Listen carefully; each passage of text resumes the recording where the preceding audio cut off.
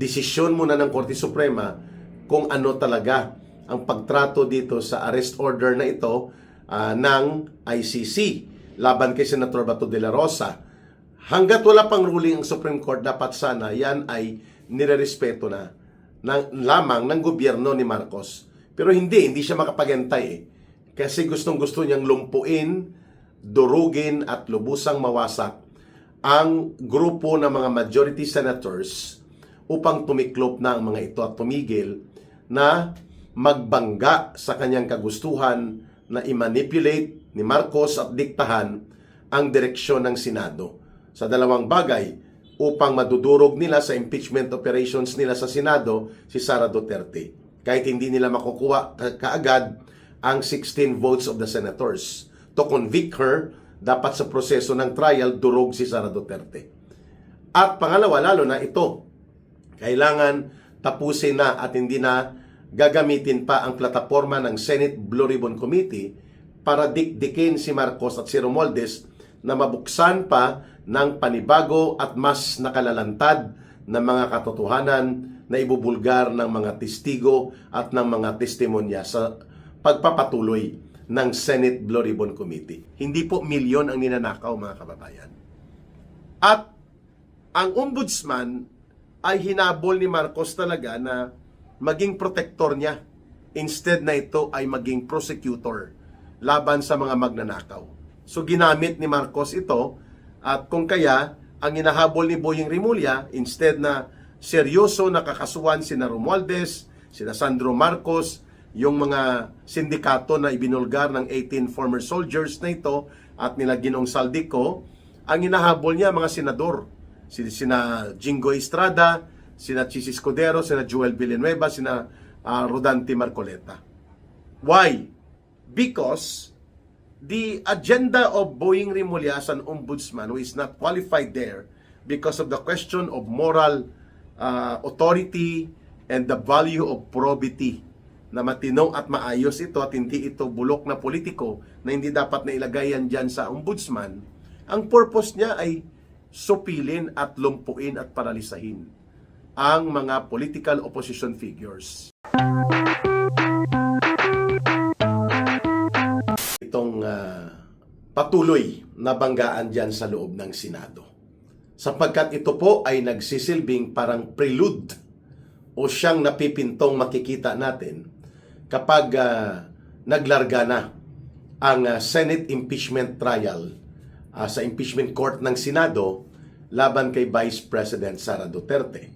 At ganoon din po sa Senate Blue Ribbon Committee. Ang mga hakbang ng tinatawag nating filibustering o yung pananabutahe ng unsihan group ni Marcos. Unsihan dahil 11 sila, no? Of course, pag sinabi mong unsihan, naglolokohan. Yun po ang impresyon ng mayoriya ng mga mamamayan na hindi matanggap-tanggap po ni Tito Soto, ni Laping Lacson, Pangilinan at nila Hontivirus at ng mga Tulfo Brothers na hindi na sila ang nagdidikta at nagkokontrol ng direksyon sa Senado. So, yung mga debate, yung argumentasyon at mga banggaan ng punto at opinion on the plenary and the actual debates ay normal sa Senado. Pero yung mag-walk out and then magsabotahe every bit and every corner ng mga motion ay idadaan sa butas ng karayom, hindi na po normal yon. Yon po ay conduct unbecoming and unprofessional. Malinaw naman po na ang pinaka-agenda ng grupo ng unsihan sa grupo po na nakalinya at sumusuporta sa pagpapatuloy ng pandarambong at pangungulimbat ng ating gobyerno sa ilalim ng administrasyon nila Marcos at nila Romualdez. Ang mga senador na ito ay hinaharangan ang pag-usad ng matino na direksyon sa Senado. Mantakin mo, during the debates, tatawagin nila na binabraso ni Tito Soto, sabi niya, dahil magbubutuhan kung tama ba ang amendment o dapat ba na mag-present ng amendment to the rules of the Senate. Ganon din po ang mga words o mga pananalita na lumalabas sa bibig ni Ping Lacson, no? Ram down the throat, no? Kung si Pangilinan naman, si Sharon Kiko Pangilinan, railroading, you know. Ibig sabihin, isinasalaksak daw at pinagpipilitan sa kanila ang mga amendments na ito. Dalawa po kasi ang argumento nila bago mag-walkout na dapat na magkaroon muna ng pagbubuo ng Committee on Rules at doon tatalakayin bago i-present sa plenary. Ang sagot ni Senator Alan Peter Cayetano at ng majority, pwede namang mag-amend right on the Senate floor kapag nandyan po ang quorum sa plenary. At yan ay nasa Rules 136 na hindi po bawal na mag-send o mag-propose ng motion to amend the rules, lalo pa kung ito ay pwedeng pagdesisyonan ng mayoriya ng mga senador na nasa kapulungan ng kanilang plenary session. So malinaw yun. You don't need really a very rigid na hakbang na mag-committee on rules muna, mag-committee report, and then saka pa i-deliberate. Sabi ni Senator Ping Lacson, yun daw ang rules. Section 24. Sinagot siya on the floor ilang beses na ni Senator Alan Peter Cayetano. Itong rules, the amendment can be presented and voted upon in the plenary by those who are present, and then it will be adopted sa plenary. So mas mataas po ang plenary. Pag sinabing plenary, ito po yung pagtitipon ng mayoriya o quorum ng Senado doon sa isang partikular na sesyon. Plenary is meeting, from the root word na Latin na plenum, no? Plenaryo. So, pwede palang mag-amend ka kung nandun ang quorum, and then mag-propose ka at pag-usapan, i-adopt o i-reject. Pwede yon, nasa Rule 136 nila. At hindi po ito nagkakasundo dahil alam po nila at inamin naman ni Erwin Tulfo sa isang interview niya na wala silang numero. 10 lang yata sila during that time or 11. And then 12 sa kabila. So 23. So pag nag-divide the House o votation on the proposed amendment na ilalarga and then i-deliberate on the floor, all the motion that will be proposed by the majority, kahit po wala doon si Senator Bato de la Rosa, but the majority group belongs now to the group of Senator Alan Peter Cayetano.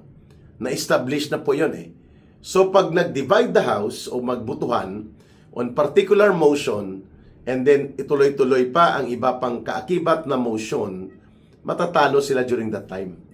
12-11 o 12-10. Yun po ang mangyayari, no? Kung may mag-abstain sa kanila. At ito ay mag-carry over ng proposal sa motion na inihain ni Senator Marcoleta na pwedeng mag-participate ang ilang mga senador na mayroon pong pambihirang sitwasyon who are being denied not because of their own will, but rather of the situation na sila po ay nasasadlak. Halimbawa, sa kalagayan ni Senator Bato de la Rosa, nais niya mag-participate, nais niyang sumama sa actual plenary session and plenary debates and plenary voting, pero hindi po siya pinapayagan, kaya po siya nag-self-preservation, nag-sidestep siya kasi halos libo-libo na po ng mga pulis at NBI na mga ahente, halos doon na nakatutok para hanapin siya, ipapadampot siya, ipapadukot at ipapatapon doon sa Netherlands, sa detention center ng International Criminal Court na subject for ruling pa at resolution sa Korte Suprema, pero binaliwala na nila Marcos at ng mga tauhan niya ang naturang pagkakaroon dapat ng desisyon muna ng Korte Suprema kung ano talaga ang pagtrato dito sa arrest order na ito ng ICC laban kay Senator Bato de la Rosa. Hanggat wala pang ruling ang Supreme Court, dapat sana yan ay nirerespeto na lamang ng gobyerno ni Marcos. Pero hindi siya makapagantay kasi gustong-gusto niyang lumpuin, durugin at lubusang mawasak ang grupo ng mga majority senators upang tumiklop na ang mga ito at tumigil na magbangga sa kanyang kagustuhan na i-manipulate ni Marcos at diktahan ang direksyon ng Senado sa dalawang bagay upang madudurog nila sa impeachment operations nila sa Senado si Sara Duterte. Kahit hindi nila makukuha kaagad ang 16 votes of the senators to convict her, dapat sa proseso ng trial durog si Sara Duterte. At pangalawa, lalo na ito, kailangan tapusin na at hindi na gagamitin pa ang plataforma ng Senate Blue Ribbon Committee para dikdikin si Marcos at si Romualdez na mabuksan pa ng panibago at mas nakalalantad na mga katotohanan na ibubulgar ng mga testigo at ng mga testimonya sa pagpapatuloy ng Senate Blue Ribbon Committee. Yan pong agenda ng totoong layunin kung bakit nagfi-filibustering. Una na nabutahi sa proseso ng plenary debates at plenary decision making ang unsi-unsihan ng mga senador ni Ginoong Marcos at nila Romualdez. Isang grupo yan Kaya nga ayaw nila na si Romualdez at si Marcos ay mananagot sapagkat nakinabang ang karamihan sa kanila sa maleta na itinuturo ng mga security detail noon kay Ginoong Saldico itong tinaguriang brave soldiers, the former brave soldiers, yung 18 Marines na tinagurian na tawag sa mga whistleblowers na ito, mga kababayan. Pangalawa, maliban po sa agenda na isabotahi, i-derail o i-discarril para hindi makausad ang desisyon sa plenaryo, malinaw din naman po ang nakikita natin na talagang init na init ang ang dating majority na nagsisilbing special agents ni Marcos sa loob ng Senado, itong sila Tito Soto at mga grupo nila Ping Lacson, Hontiveros at Pangilinan, na muling makabalik sa pwesto sapagkat their agenda is really to destroy and collapse whatever political influence the Duterte political camp, lalo na si Vice President Sara Duterte, si former President Rodrigo Duterte, may have among the senators right now na nasa new majority or the new 13 brave senators. Kailangan hindi ito mamayagpag, lalo na po sa proseso at direksyon ng Senado. Inamin nga ni Tulfo ito ni Erwin Tulfo, na opposition Senate, the Senate right now, with the new recomposition and realignment of the majority bloc, is an opposition Senate. Sabi niya, so paano tayo uusad kung opposition ang Senado? Wala talagang alam sa mga prinsipyo ng demokrasya at check and balance on the powers of the branches of the government. Itong si Erwin Sylvester Stallone Tulfo. Ang buhay na demokratikong oposisyon ay buhay na demokrasya. Hindi nangangahulugan na kung may oposisyon sa branches of government, ito ay nananabutahi sa gobyerno. Ang ibig sabihin po lamang yan, nagkakaroon ng counter check and balance na hindi aabusuhin ng Executive Department ang kanyang kapangyarihan sa paghawak sa pondo, sa poder at pag-implementa ng mga batas at paghawak sa mas malaking ahensya ng gobyerno na may nakacheck sa kanya. Meaning to say kay Marcos bilang presidente. Yan ang role ng Senado. So hindi kailangan po ng Senado ay buntot at hila-hila sa ilong ni Marcos kung anong gusto niya. Kailangan ang Senado fiscalizer. Kasi wala na tayong maaasahan sa House of Representatives. Meaning, kailangan mayroong nagbabantay. Kailangan mayroong nagpipreno. Oops! Hindi pwede yan. Oops!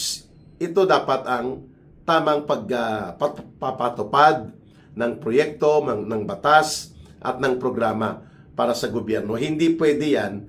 Halimbawa, yung ginagawa ngayon ni Marcos, na ang mga budget kinakatay nila at nagiging isang pamamaraan para sa sistematikong panunumbalik ng pangungurakot, kailangan natin ng Senado dyan para mag-check at magbalanse.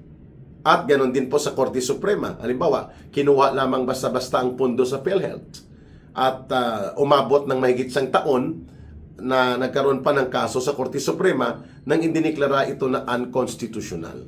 Yan po ang role kung bakit napakahalaga ang isang institusyon ng Senado bilang bahagi ng legislative branch ay fiscalizer at hindi po manipulated or sunod-sunuran. Yan ang pagkakaiba ngayon sa panibagong liderato ng Senado, kung kaya atat na atat sila Tulfo, ang magkapatid na Tulfo na to, sila Tito Soto at Ping Lacson at ang grupo nila Bayros at Pangilinan na makapagmaniobra para yung dating Senado na tinatawag na the Senate majority silent majority o yung tahimik at nameme at pikit mata at ang malala pa ay nakikipagkuntsabahan para ilihis ang mga issue na dapat ay pinupuna sa Senado bilang batayang pundasyon ng kanilang function as balancer and at the same time check and balance system na sila ang nangangalaga niyan, ay nangyari nga na sunod-sunuran sa gusto ni Marcos. At ito nga ang dahilan kung bakit may mga matitinong mag-isip na senador na nakapag-realize na hindi na ito pwede, na nagiging doormat o tapak-tapakan na lamang nila Marcos at ng kanyang mga grupo ang dahil sa kapangyarihan at kayamanan at mga pundo na nakukumpasan at nakukontrol nila sa gobyerno pati ang Senado, tatanggalin nila bilang check and balance instrument sa balanse ng mga poder at kapangyarihan. Well, baka tanungin nyo, bakit Senado lang nire-refer ni Ka Eric? May House of Representatives pa. Given na po yon. Ang House of Representatives po, extension sa kalokohan at katarantaduhan ni Marcos at nila Romualdez. Iilan na lang pong matitino dyan. Kaya hindi mo na yan ma-expect na maging check and balance instrument yan, kapantay at katuwang ng Senado. That's already a given in our political situation. No? Matik na yan. Hanggat nandyan sila Marcos at Romualdez, at ang mga buaya at kawatan ng mga politiko at kongresista ang nagdodomina sa House of Representatives, it cannot function as a proper balance or co-parallel organization or the branch of the government na dapat nagche-check sa gobyerno, lalo na sa ehekutibo or sa executive branch ng gobyerno. Ayan. So, tama lang po ang panawagan ni Senator Alan Peter Cayetano na kung hindi nyo kaya na mananalo sa debate at hindi nyo kayang panindigan ang inyong pangbabaluktot dito sa mga tamang proseso ng pag-andar ng debate at decision making sa plenaryo, hindi pagbutuhan natin at kung sa tingin nyo hindi pa rin kayo kontento sa desisyon na umiiral sa aktual na pagbubuo ng plenary decision, you can go to court. Para tingnan ng korte, sa Korte Suprema ang ibig sabihin yan. Kung nagmalabis ba o nagkamali ang majority black senators na ito, the court can interpret the actions according to the constitutional review of the basis of the legality and validity of the action in any part or all parts or other parts of the government. That includes the Senate. Yan pong ibig sabihin ni Senator Alan Peter Cayetano. After the vote, and the vote has been formally affirmed at ayaw nyo pa rin itong kilalanin, demokrasya tayo. Takbo kayo sa korte. But once the vote has been achieved and the ruling has been decided, the majority decision prevails. And the minority, while you are entitled to oppose during deliberation, once the ruling and the decision have been established, the minority submits. Yan ang tama at profesional at may maturity sa kaisipan at karanasan na uri ng mga senador na kahit minority ka, pagkatapos ng deliberation, ng banggaan sa debate at nabuo ang plenary decision ng ibabaw ang mayorya na desisyon sa partikular na usapin, you have to submit to the majority. And then you follow, you abide. Kasi nga, tapos na ang debate. At kung hindi ka pa rin kontento sa filibustering nyo, di pumunta ka na sa korte. Ipadeklara nyong null and void, unconstitutional grave abuse of authority ang nangyari. And only the court can do that. But there will be legal actions, submission of evidence, submission of position. And pagbibigyan niya ng korte, pero it will take time. But once the decision has been achieved, while you go to court, the decision and the ruling will be respected and must be implemented. Kaya bakit ayaw nyo na magkaroon ng amendment na ang inyong mga kasamahang Senado, sa Senado, mga senador nyo, kapwa nyo senador, ay makapagboto? Sapagkat kahit anong kaso o pangaharas at panggigipit, hanggat wala pang conviction sa korte with finality up to the Supreme Court, their term being elected by the people as senators remains ang kanilang mga termino na yan. And they are entitled to vote. Pero dahil iniipit at sila'y pinipilit-pit at dinidikdik ng gobyerno para lumpuin literally ang majority, then there must be a situation that you should consider na hindi na tama to, na ang kapwa senador namin ay tinatanggalan ng karapatan ng gobyerno ni Marcos lamang masunod ang kapritsyo nito na matatanggalan ng boses na makapag-participate at makapaghayag ng desisyon nila ang aming mga kasama. And so therefore, you have to admit that the rules being amended right now ay tama, subalit hindi niyo matanggap dahil hindi ito pumapabor sa inyong agenda at inyong layunin, which is to sabotage the majority and to protect and promote the interests of Marcos and Romualdez para hindi sila mapuruhan sa isang Senado na hindi nakokontrol at nadidiktahan the way things are going right now under the leadership of the current majority led by Senator Alan Peter Cayetano. Ito pong nagaganap na girian at hindi matapos-tapos na mga kontrobersiya sa loob ng Senado. Bibigyan po natin ng konteksto at pananaw kung bakit mahalaga po ang nagiging papel ngayon ng tinaguriang the 13 new brave senators laban dito sa pag-usbong ng grupong unsihan. Unsihan talaga mga kababayan. Ha? Pag tinawag kasing unsihan, ang implikasyon yan ay lokohan. O kaya ay naglulukuhan o nagmamaro-maro lang, no? Kung sa mga Bisaya. Kung sa terminolohiya ng mga Ilonggo, nagaminarot-marot lang, ano? Amo na ang buot silingon sang unsihan. Ayan. So, walang prinsipyo, kundi they group together para lamang po for the benefit of convenience.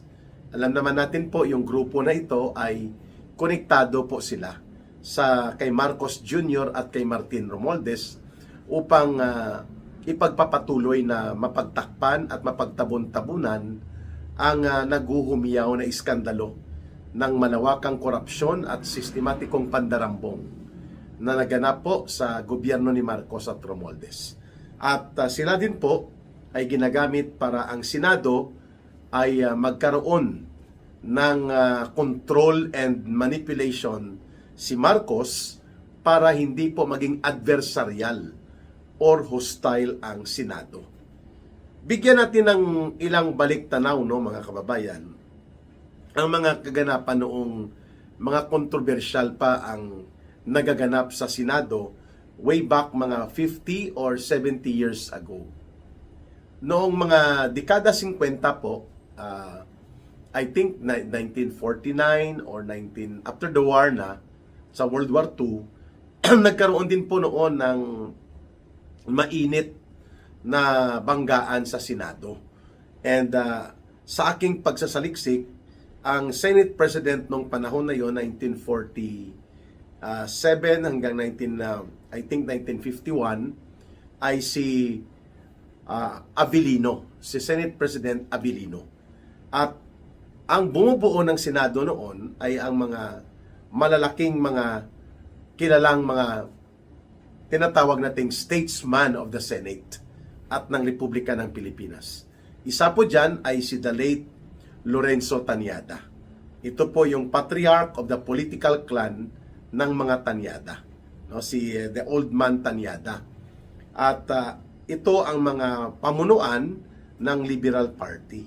Kasama po niya noon si Cuenco, no, si Antonio Cuenco. Kalaban nila ang Senate President na si Abilino. Muntik nang magkasuntukan, muntik na rin po noon pisikalan sa loob ng Senado dahil po sa banggaan sa posisyon tungkol sa mga issue ng treaty sa Estados Unidos. No, yung mga treaty patungkol po sa pinag-uusapan noon dahil nga sina Recto, sina Tanyada ay may posisyon po na anti-American interest. At ito naman si Abilino ay mayroon pong posisyon na pro-American interest sa Pilipinas. Pero hindi naman po umabot sa punto na pagtatakpan nila at pagtatabon-tabunan ang mga pangungurakot, no? Ang presidente during that time, according to historical account, ay ang very popular, subalit napaaga ang kanyang pagpanaw at na-cut short ang kanyang panunungkulan bilang Pangulo ng Republika ng Pilipinas, ang the man of the masses na tinatawag, na si the late President Ramon Magsaysay. Ayon. So, may mga kasaysayan po ng mga banggaan sa Senado, pero hindi po kagaya nito na may nagwo-walk out at parang bata na nagtatantrums, no? Maiinit ang mga debate, pero hindi naman po sa punto na parang magkakaroon na ng mga attitude o unethical and unprofessional conduct ang mga senador. May isa ding pangyayari noong panahon ng mga 1950s, 1956 or 57, itong nagsuntukan sa loob ng Kongreso, sa House of Representatives naman yon, si the old man Ramon Durano ng Durano Political Clan sa Cebu, at ang kanyang kalaban isang kongresista din dahil sa mainit na debate noon sa issue ng pag-require mandatory na ang lahat ng mga estudyante sa elementary at high school pati kolehiyo ay kailangan po nagbabasa o binabalikan ang nobela ng ni Rizal, yung No Limitangere at El Filibusterismo, para hindi makalimutan po ang mga karahasan at mga pang-aabuso ng panahon ng kolonyalistang Espanyol. At dahil dyan, nagkakaroon ng mainit na debate din. Lalo na at nangingialam noon ang pamunuan ng Roman Catholic Church sa Pilipinas dahil natatakot sila na kapag na ipagturo at naging kaalaman sa kabataang Pilipino ang Rizal na mga panulat at mga akda, ay mawawala ng respeto ang kabataang Pilipino at mga susunod na henerasyon sa simbahan, sapagkat alam natin po ginamit ng kolonyalistang Espanyol ang simbahan para sa pang-aabuso at pananakop sa Pilipinas. Kaya nga may mga Padre Damaso, may mga Padre Sibayla na makikita natin po sa nobela ni Jose Rizal. At dahil sa mainit na debate po, nagkabanggaan na salpukan din sa loob ng House of Representatives. Pero wala pong issue noon ng maleta. Ang issue po ng pangungurakot at pangungulimbat sa kaban ng bayan ay hindi ganun po kalubha during those times. Sa huling bahagi ng dekada 50 hanggang papasok sa dekada 60. Hindi po ganun kalala at hindi po ganun kaiskandaluso na may mga maleta at may mga kongresista na nagbebenta ng mga proyekto. I think ang pork barrel system kung saan ang mga kongresista and later on ang mga senador ay nangingialam na sa mga infrastructure projects ay dahil po sa panahon yan ni Marcos at nila Diosdado Macapagal, na nagamit po ang Kongreso na instead na legislative body lang sila, nabibigyan sila ng konsesyon ng nakaupong Pangulo na magkaroon ng mga district projects. At doon na nagsimula ang mga suhulan at maniobra hanggang sa naging sistematiko at naging malala at malubha po ang kalakaran ng nakawan sa gobyerno, lalo na nag-evolve hanggang sa kasalukuyan. Congress has now become a major crime or criminal partner of Marcos government para po katayin at gawing istapa ang budget. At yan ang dahilan kung bakit mayroon dyan na unsihan ng mga senador na may ilan sa kanila dyan ay naituro ng mga testigo na galing po kay Ginoong Saldico na involved sila sa maleta. Like for example, si Tito Soto, nandun po sa listahan ni Adrian Bersamin, yung dating undersecretary ni Ginoong Marcos sa Legislative Liaison Office niya upang mag-distribute ng mga pinagnakawan na pera. And mayroon siyang kopya ng mga message instructions ni Marcos Jr. kung saan i-deliver at paano ibodega ang mga perang ito. And the other one was Yusek Jojo Cades, na tauhan din ni Marcos at bata-bata nila ni Lisa Araneta. Walang ganong mga isyu noong panahon ng huling bahagi ng dekada 50 hanggang papasok sa dekada 60 sa Kongreso natin. At ito nga po ang dahilan kung bakit nagkaroon ng problema sa Senate Blue Ribbon Committee. Sapagkat nang ito po ay maagaw nila Ping Lacson at nila Tito Soto, instead na maging fiscalizer and balancer of the institutional check and balance mechanism sa nagaganap na mga isyu ng katiwalian at mga pang-aabuso sa poder at kapangyarihan ng gobyerno, lalo na sa executive department of the government, ang Senate Blue Ribbon Committee at ang Senate majority, they were still controlled by the group of Tito Soto, itong 11-11han group ngayon, ay naglinya sila upang pagtakpan, ilihis at mapigilan ang makatotohanan at makabuluhang investigasyon so that the criminal trails and the highest accountability sa pananagutan kung bakit naganap ang almost 1.9 trillion pesos na pangungulimbat sa mga flood control projects na ginawa po ghost karamihan at substandard o pinagnanakaw lamang at pinalusot nila Marcos, pinigilan po ng Senate Blue Ribbon Committee ang naturang matuwid at matino at kapanipaniwala na investigasyon. At kasunod noon, nagkaroon tuloy ng pagdududa lalo na ang taong bayan kung ano po ang patutunguhan ng Kongreso dahil sa lower house o sa House of Representatives, hindi na po yan maitatanggi. Alam na po ng mga mamamayan na yan po ay basura Congress. Hanggat kinokontrol yan ni Marcos at nila Romualdez, walang matino na gagawin po yung basura Congress ng House of Representatives, the worst ever, na yan ay ginamit ni Romualdez. At ngayon, ganun din kay Bojet D, nandyan pang anak ni Marcos Jr., naging alipores po sila ng sindikato kung papaano kakatayin at gawing istapa at gawing pandurubo at pangungulimbat ang disenyo ng budget for 2023, 2024, and 2025. At yan ang ibinulgar mismo ni Ginoong Saldico.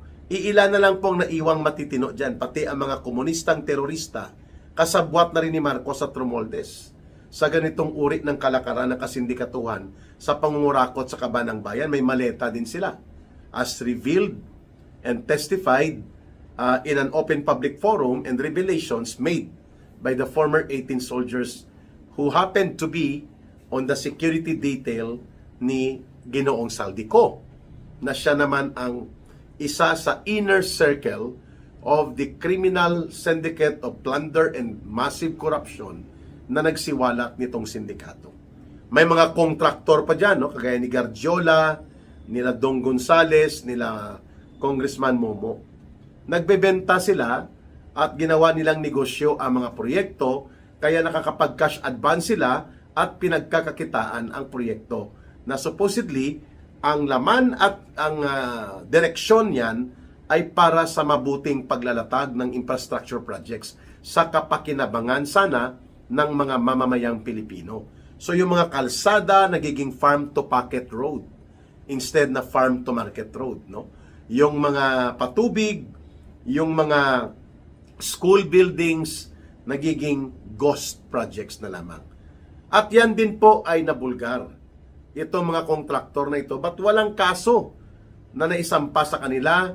Baliwala po yung ginastos na milyones na pondo para sa walang kakwenta-kwentang ICI, yung Independent Commission for the Infrastructure, na walang ibang ginawa kundi gumawa lamang ng gimmick na kunwari ay mayroong investigasyon at kunwari seryoso si Marcos na mapapanagot daw ang mga tiwali at mga kurakot. Paano niya mapapanagot? Pati ang anak niya involved. At pati siya mismo, itinuro ni Ginoong Saldico at mismo ng mga other witnesses pa na humihingi ng hundreds of billions of pesos sa mga insertions at partida doon sa mga pinagdarambong na mga pundong ito. Kaya po, the worst yan ang kay Romualdez. At ito po ang pinag-ugatan yan kung bakit nagkaroon ng lakas ng loob itong 13 senators na manindigan sila at na timing na nakapuslit papasok sa Senado si Senator Bato de la Rosa. And there was a solid number na nakuha nila sa matagal na panahon, nakabuo sila ng 13. Majority threshold, meaning ito po ang pinaka-basic na numero para magkaroon ka ng majority control of the Senate leadership and the corresponding Senate committees. Ayun. So, kaya naman po, galit na galit si Marcos Jr. sa pagkakapuslit ni Senator Bato de la Rosa because it turned the tide against Marcos at pwede nang mabuksan ngayon ang Senate Blue Ribbon Committee investigation ng mas malinaw at may layunin na ipalabas at mailahad sa mamamayang Pilipino ang mga nalalaman nila Ginoong Saldico, ng kanyang mga tauhan, ng kanyang mga security detail.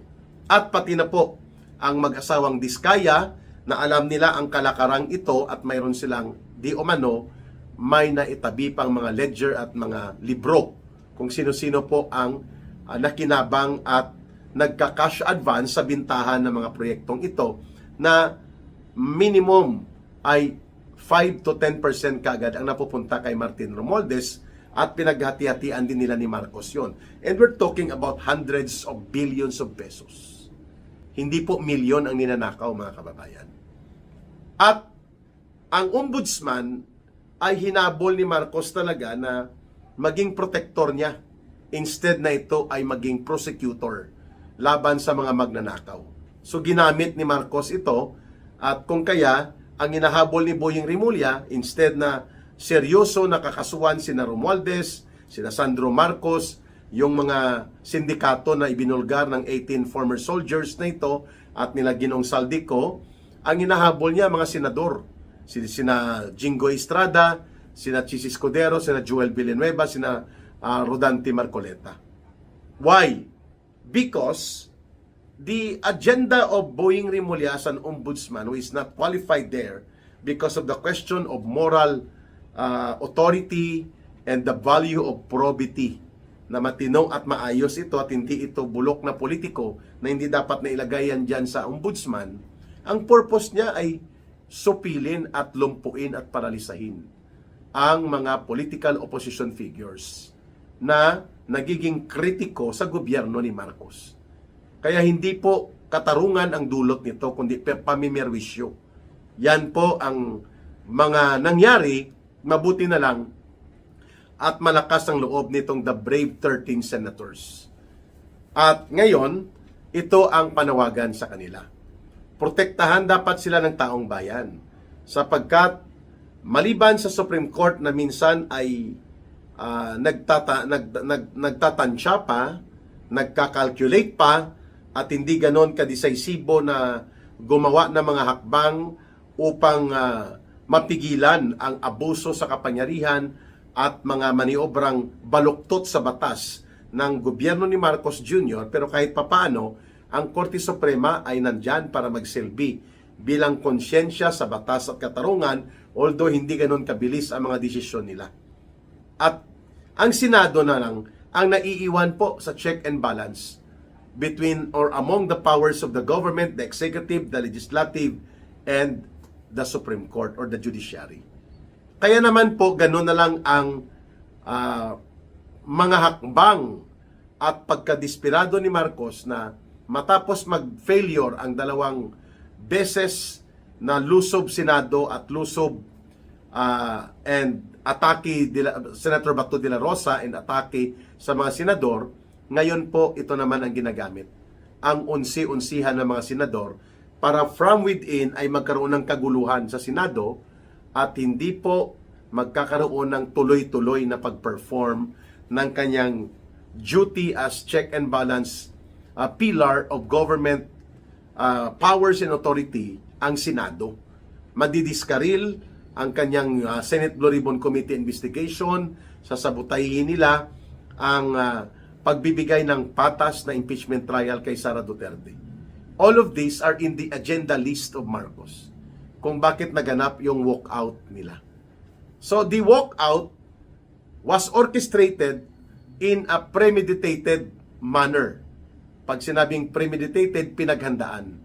Pinagplanuhan nila yon na kapag nagkaroon ng banggaan at expected nila na itutulak yung amendment to the rules na magkakaroon ng hybrid at via video teleconferencing, remote communication participation na gawing papayagan sa Senado, ay anticipated nila na malulugi at matatalo sila sa botohan. Lalo na pag hindi po mapigilan nila na maipasa ito as amended rule sa Senado. E di makapag-participate pa rin sila Senator Jingo Estrada, Senator Bato de la Rosa, Senator Chis Escudero, Senator Joel Villanueva, kahit pa na sila ay baluktot na ipapakulong o ipapadampot ni Marcos at ipapatapon sa kulungan o doon man sa banyagang bansa o sa banyagang foreign entity na tinatawag na ICC. Napaka-crucial, napakahalaga po ng role ng Senado ngayon. That we should pray for them to remain steadfast at huwag tumiklop at huwag mag-alangan na manindigan. Dito sa new role nila, sa bagong hamon na kanilang hinaharap, which is to become the beacon of light of democratic institutional guardian ng buong demokrasya ng lipunang Pilipino sa gitna ng pagkabulok at pagkabaluktot ng mga ginagawang maruming politika ni Marcos at nila Romualdez. Ang Senado, through the Brave 13, ay hindi dapat magiging tuta ni Marcos at sunod-sunuran sa kapritsyo ng kanilang maruming politika. The way ang unsi-unsiya na senador ay ganun po ang kanilang ginagawa sa ngayon. At ito ay alam ng taong bayan at nakikita po nila.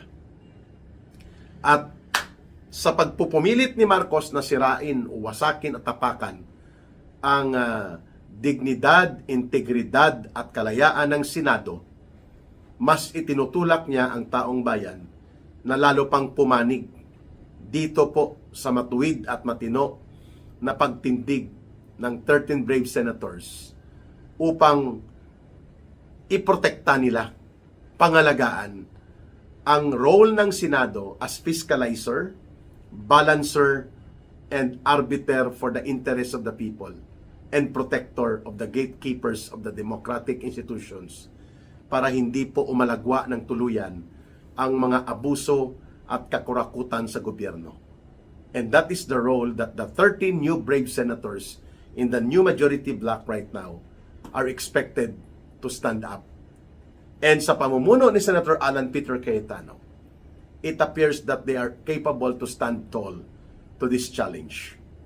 Saludo at salamat sa taong bayan na nagmamasid, nagbibigay ng panalangin at moral support at nagbubuo ng lakas natin para ipagtanggol natin ang mga demokratikong proseso at institusyon kagaya po ng nire-represent ngayon ng 13 brave senators na ito sa loob ng ating institusyon ng Senado.